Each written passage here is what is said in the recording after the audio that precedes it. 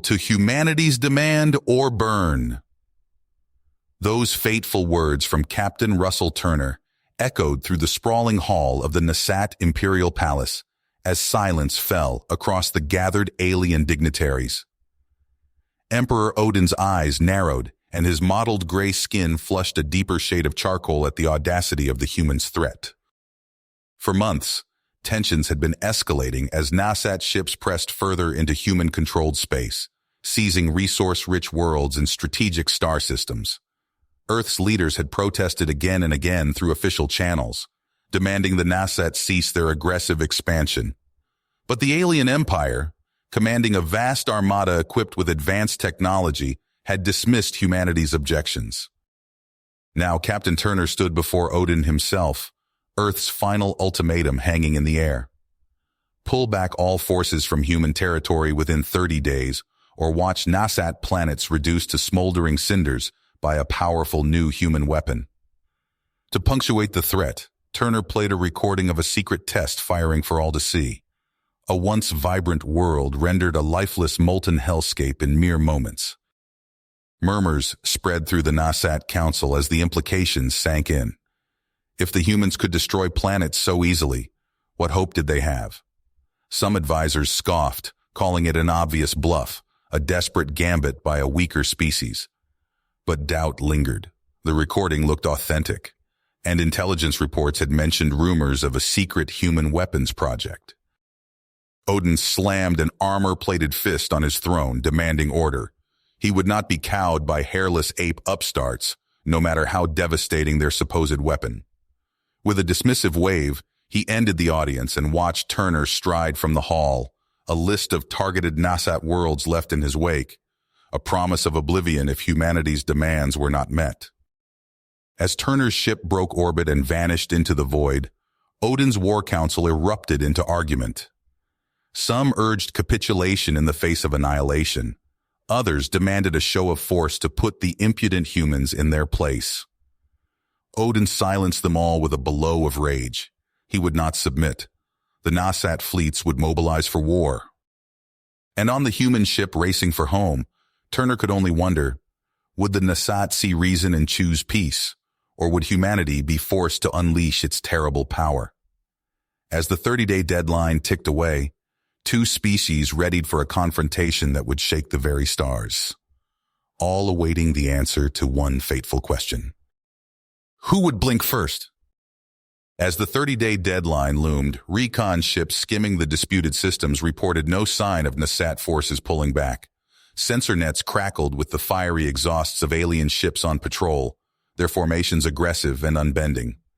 Terse comms between human and Nasat commanders grew more heated by the hour, until the void seemed poised to ignite at the slightest spark. On Earth, the Security Council chamber echoed with raised voices.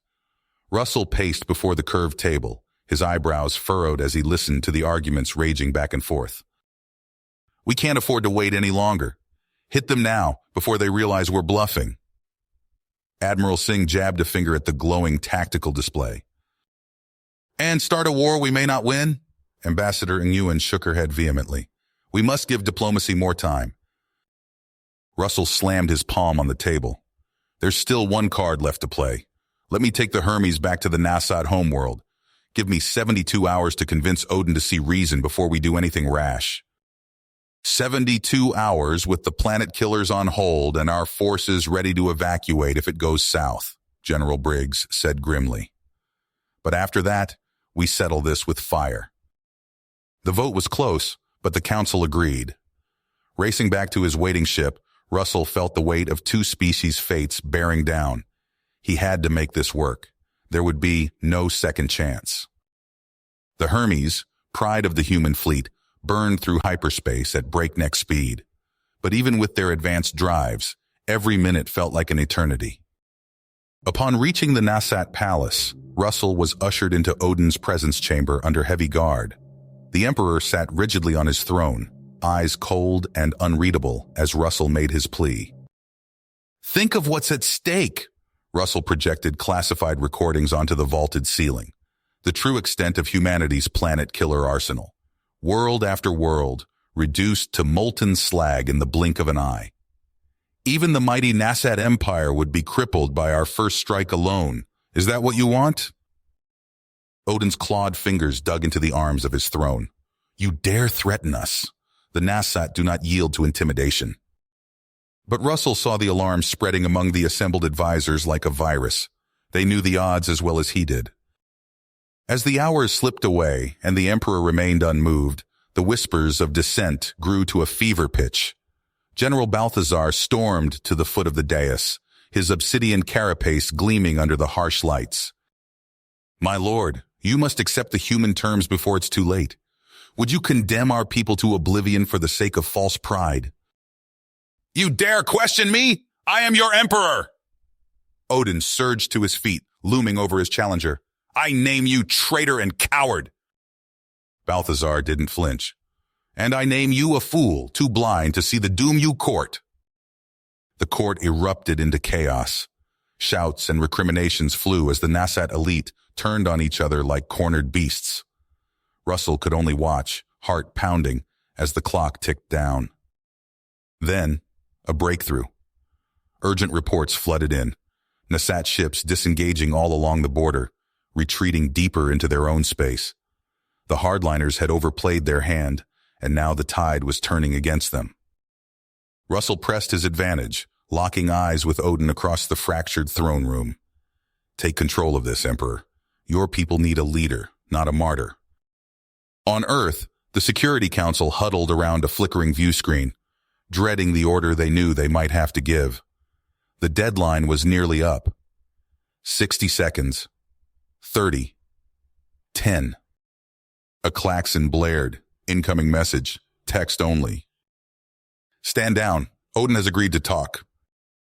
In that moment, the entire room released a breath it felt like they had been holding for a century. Russell had done the impossible, snatching peace from the jaws of annihilation. But even as a ragged cheer went up from the council, he knew their trials were just beginning. The survival of two proud species hung in the balance. The true test was yet to come. Russell Turner stood at the viewport of the human flagship, his eyes fixed on the looming form of the Nasat homeworld below. The fate of two species hung in the balance as he prepared to face Emperor Odin once more. Captain, we're receiving clearance to dock, his comms officer reported. Russell nodded. Take us in.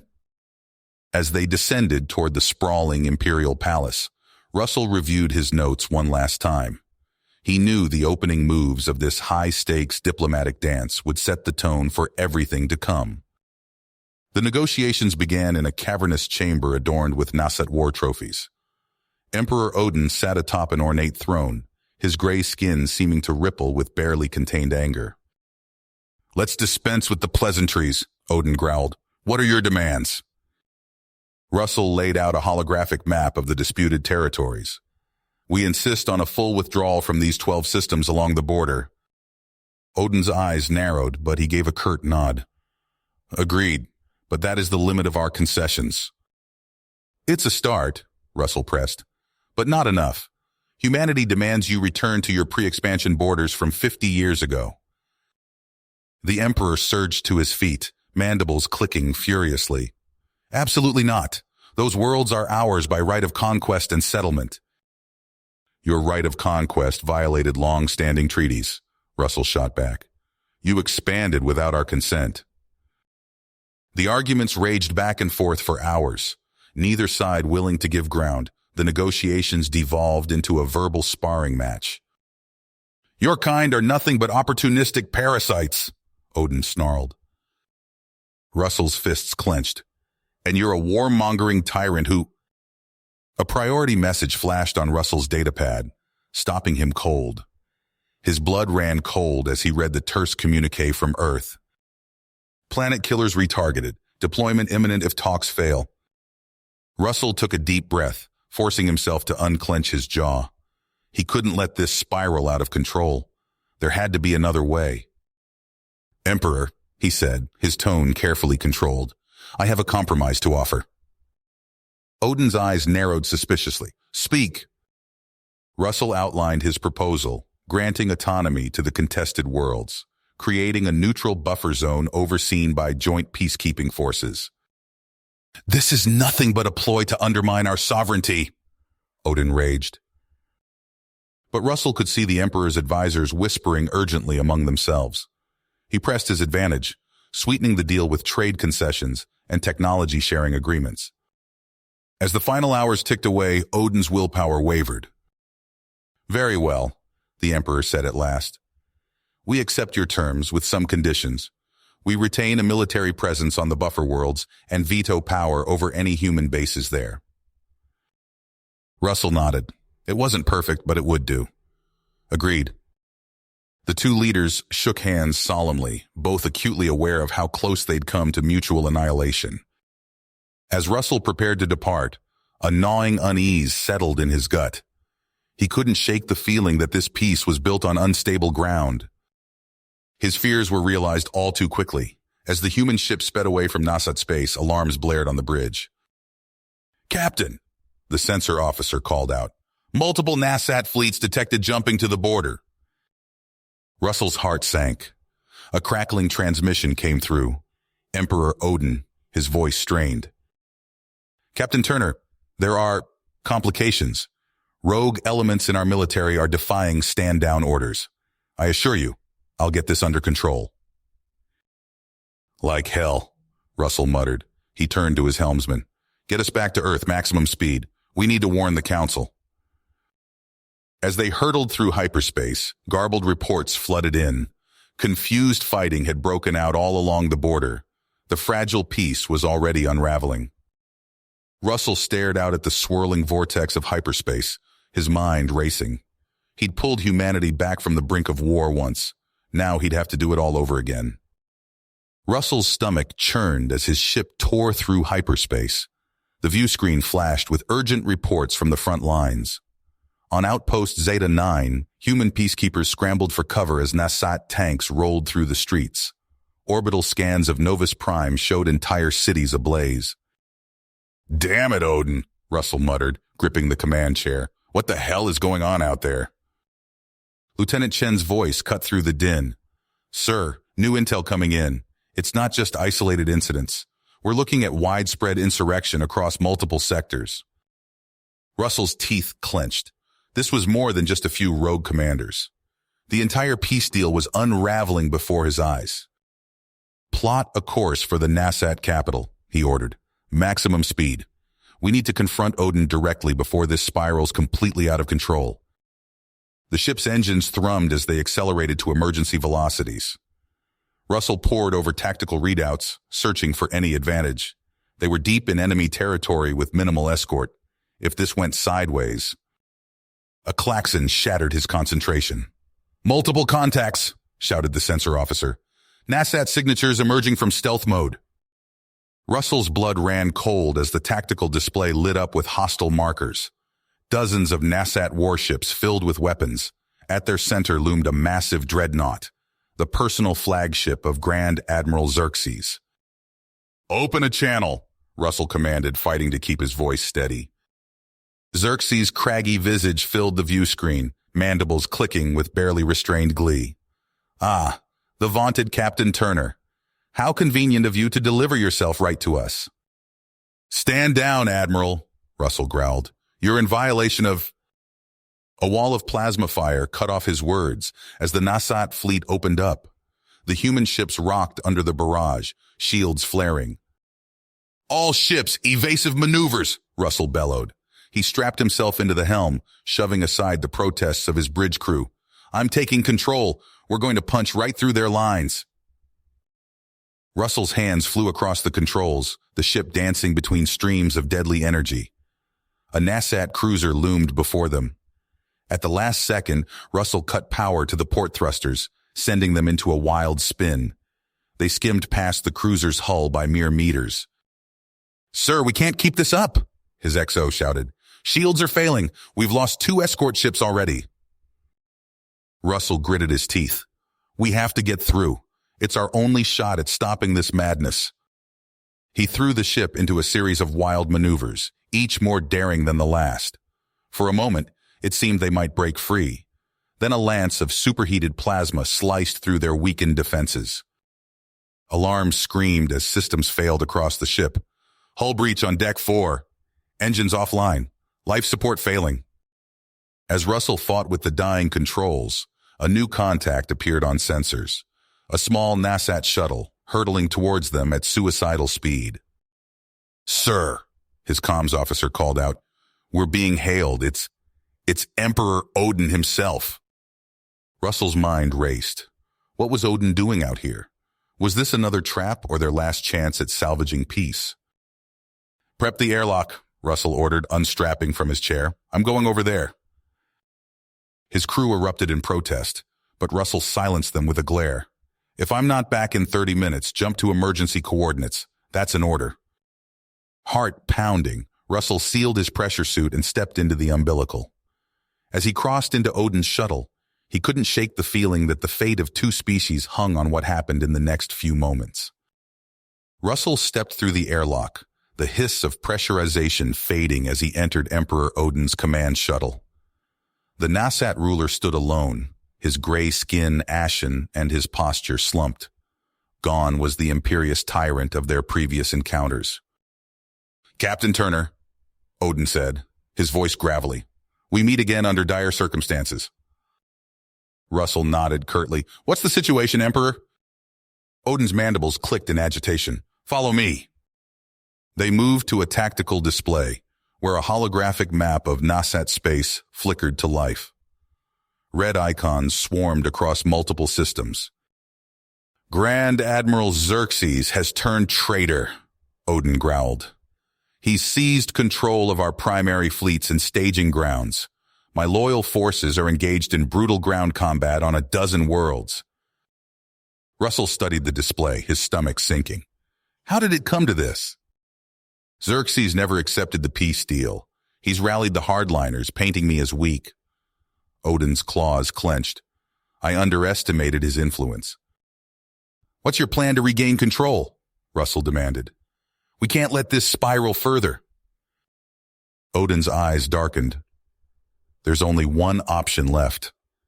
He input a command, and a new set of coordinates appeared on the map.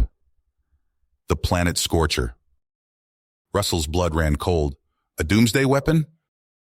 Not quite, Odin said. It causes extreme environmental disruption, renders worlds uninhabitable, but not permanently. The planets can recover given time. You can't be serious, Russell said, his voice low. The casualties would be far less than full-scale war, Odin cut in, or your own planet killers. Russell paced, mind racing. You're asking for our backing on this? Odin nodded. Xerxes must know the threat is real. With human support, he can't dismiss it as a bluff. Russell activated his comms, relaying the situation to his superiors. After tense minutes of deliberation, he turned back to Odin. We'll back your play with conditions, Russell said. You get one shot. If you can't regain control quickly after using the Scorcher, all bets are off. We'll take direct action against your military, planet killers included. Odin's mandibles twitched. Agreed. They moved to the shuttle's command center. Odin keyed in a series of codes, arming the planet Scorcher. A countdown appeared on the main view screen. Attention! All NASAT forces! Odin's voice boomed across the communications network. This is your Emperor. Grand Admiral Xerxes is hereby stripped of all rank and declared an enemy of the state. All loyal forces are ordered to stand down immediately. Russell watched as Odin detailed the ultimatum, the threat of the planet Scorcher hanging over every word. As the transmission ended, an uneasy silence fell over the command center. Now we wait, Odin said quietly. Russell nodded, his eyes fixed on the tactical display. Entire fleets hung motionless in space, planets teemed with troops frozen in the midst of battle. The fate of two species balanced on a knife's edge. The command shuttle's view screen flickered with the hellish glow of Krios 7's destruction. Russell Turner stood transfixed, his face etched with horror at the unfolding catastrophe. Beside him, Emperor Odin's mandibles clicked rhythmically, the only outward sign of his inner turmoil. By the stars, Russell breathed, his voice barely audible. You actually did it. Odin's compound eyes swiveled towards the human captain. I had no choice. The fate of my entire species hung in the balance. On the tactical display, streams of data flowed in from across Nasat space. Reports of mass defections, panicked surrenders, and chaotic retreats flooded the channels. The hardliner alliance was crumbling before their eyes. "Emperor," a communications officer called out, "Grand Admiral Xerxes is hailing us." Odin's posture stiffened. On screen! Xerxes' face materialized, his once proud visage now haggard and drawn. Smoke billowed behind him, alarms blaring in the background. You madman!" he sputtered. "Do you realize what you've done?" "I've saved our people from your treachery," Odin replied coldly. "Surrender now, Xerxes. End this folly before more worlds burn." The Grand Admiral's eyes darted wildly.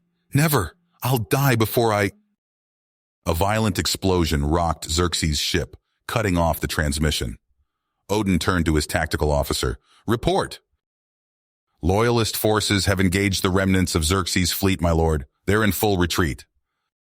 Russell watched as Odin absorbed the information, his alien features unreadable. "What now, Emperor?" he asked quietly. Odin's gaze returned to the smoldering ruin of Krios VII. "Now, Captain Turner, we rebuild and pray that the price of peace was not too high." As if on cue, urgent communiques began pouring in from across Nasat space. World after world pledged fealty to Odin, desperate to avoid Krios VII's fate. The rebellion's back was broken. Russell felt a chill run down his spine. He'd backed this play, believing it the only way to prevent full-scale war. But as he watched the Nasat Emperor calmly issue orders to his newly cowed subjects, he couldn't shake a growing sense of unease. What kind of peace would rise from the ashes of Krios VII, and how long could it last? The question hung in Russell's mind as he watched Krios VII's destruction unfold on the console. The once vibrant world now writhed in flames, its atmosphere choked with toxic smoke. He turned to Emperor Odin, searching for any sign of remorse in those alien features. He found none. Within hours, reports flooded in from across Nasat space. On Gara Prime, an entire division of Xerxes' troops laid down their arms, their commander broadcasting a trembling surrender. Orbital scans of Novus Secundus showed mass evacuations as hardliner strongholds emptied. "It's working," Odin clicked, his voice devoid of emotion. "The rebellion breaks." Russell's fists clenched at his sides. "At what cost?" Before Odin could respond, a priority transmission cut through. Grand Admiral Xerxes' face filled the screen, his once proud visage now haggard and wild-eyed. "You win, Odin," Xerxes spat. "I'm done. Just stop the madness." Odin leaned forward. "Surrender yourself, traitor, now." The feed cut out. Minutes later, reports confirmed Xerxes' capture as he attempted to flee his command bunker. Russell watched the Nasat Emperor issue a flurry of orders, systematically dismantling the rebellion's power structure. "Captain Turner," Odin's voice pulled Russell from his thoughts. "Your ship is repaired. You should return to Earth. There is much to discuss." The journey home was a blur of tactical updates and frantic communiques. Russell's mind raced as he prepared to face Earth's leadership. How could he explain the sheer scale of destruction he'd witnessed, the cold calculus that had led to this moment? He stepped into the dimly lit war room, faced with a sea of grim faces. Admiral Zhao, her eyes hard, spoke first. "Captain Turner, report." Russell took a deep breath. "The Nasat Civil War is over. Emperor Odin used the planet scorcher on Krios VII. The rebels capitulated within days." A chorus of gasps and muttered curses filled the room. General Mbeke banged his hand on the table. "We gave that maniac our backing for this?" "It was that or full-scale war," Russell countered, his voice steady. "Odin kept to the terms we agreed upon.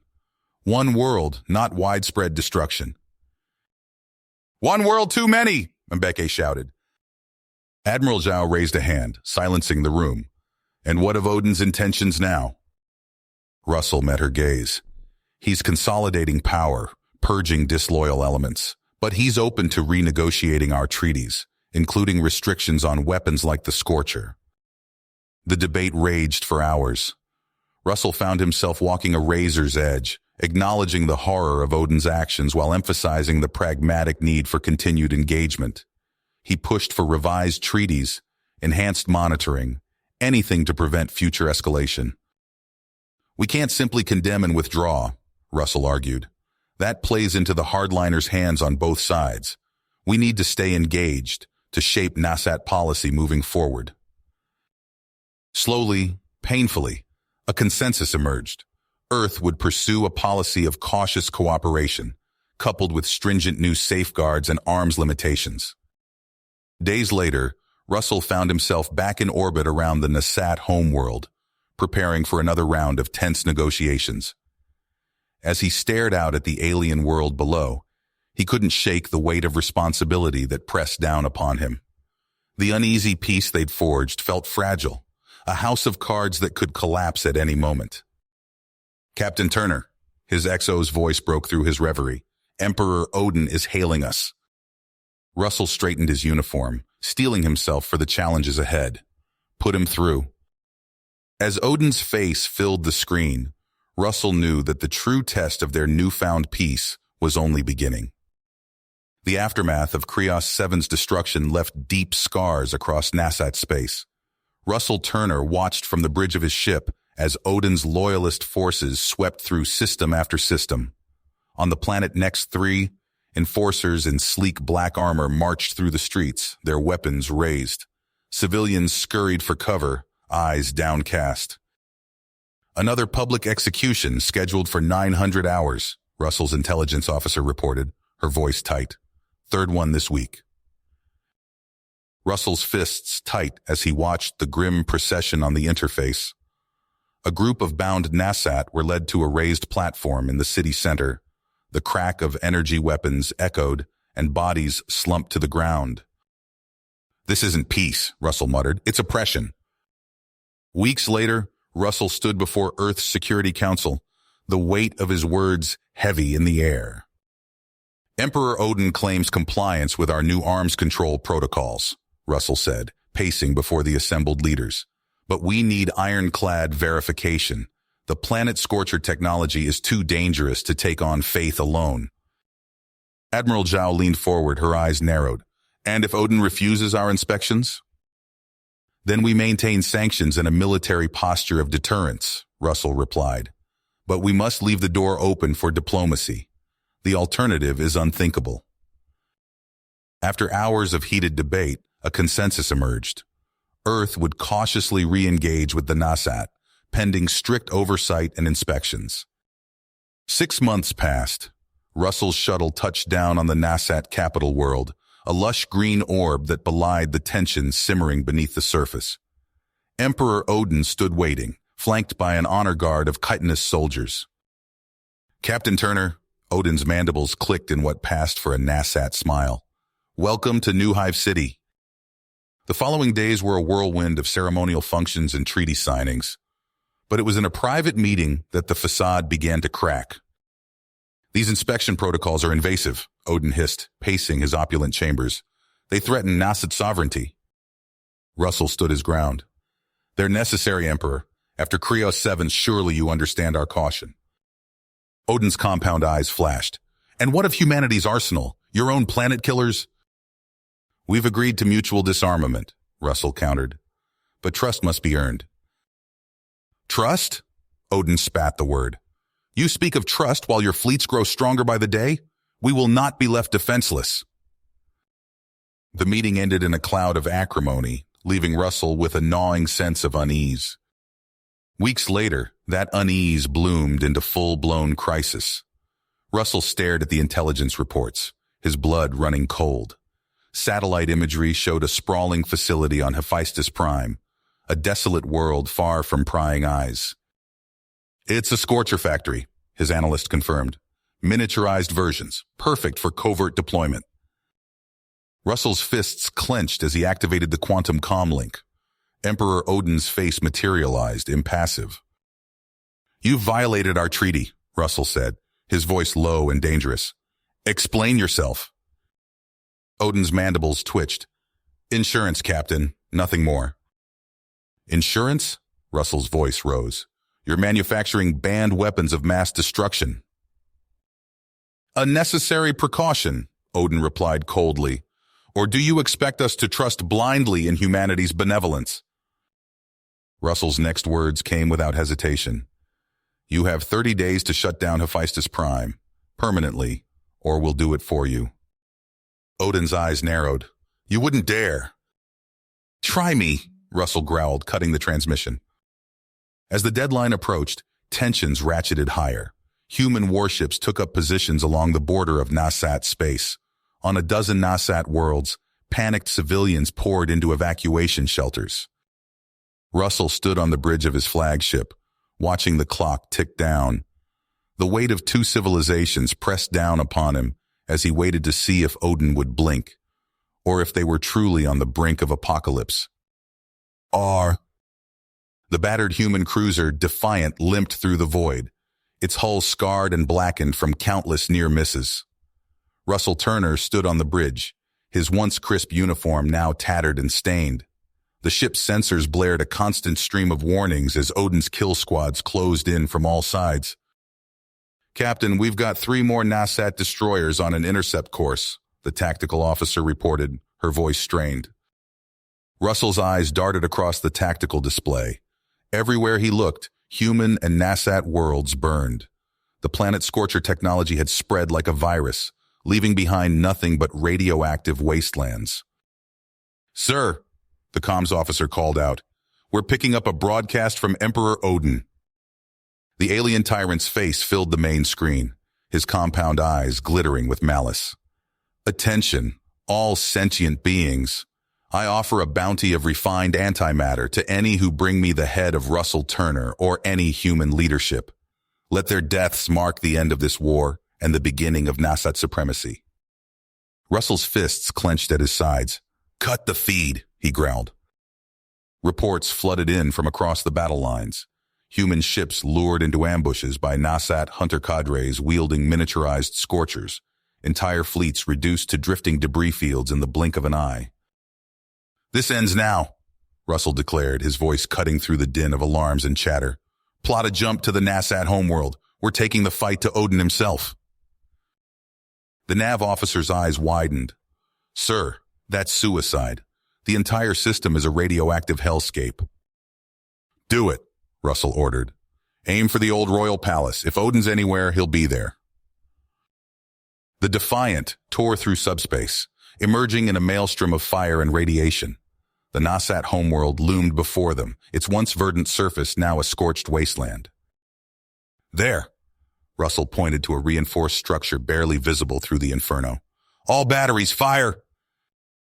The cruiser's plasma cannons lit up the sky, hammering the bunker complex with relentless fury. Armor plating cracked and melted under the barrage.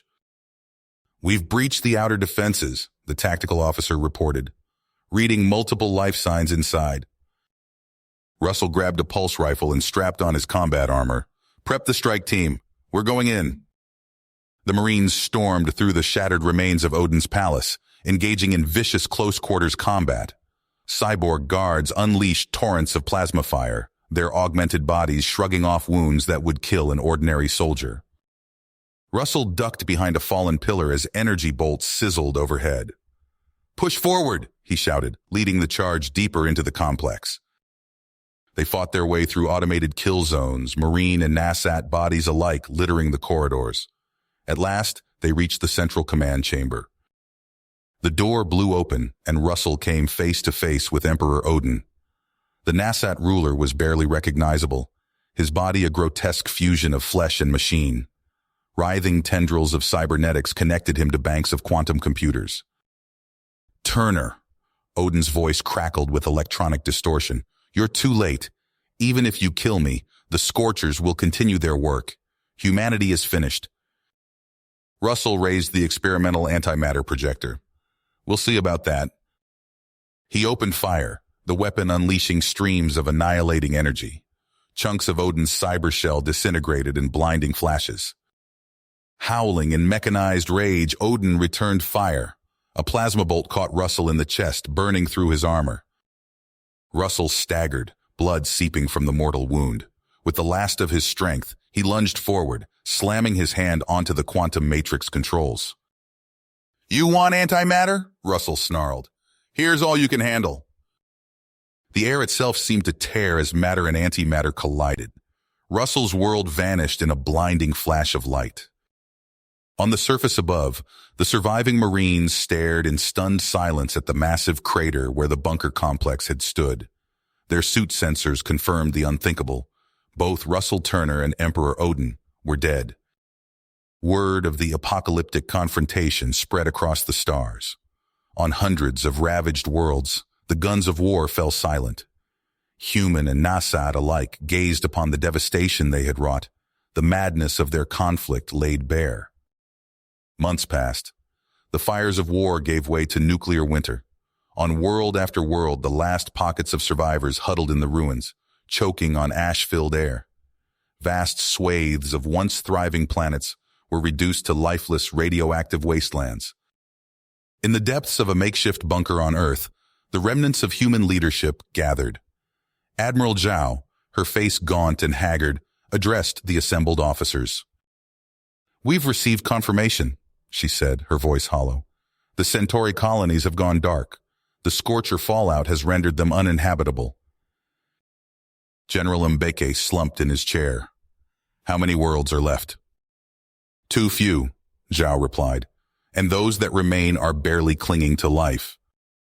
Outside, toxic storm clouds blotted out the sun. Humanity and Nasat kind alike faced a grim future, their once mighty civilizations reduced to scattered bands of survivors on poisoned worlds. The deadly logic of mutually assured destruction had played out to its bitter end. In their quest for dominance, both species had sown the seeds of their own annihilation. The stars looked down upon a galaxy forever changed, its promise of life and exploration. You have reached the end of the story. If you enjoyed this story and want to support us, please leave a like and subscribe to our channel, and for every comment that says 88, I will heart every single one of them. Thank you for your time.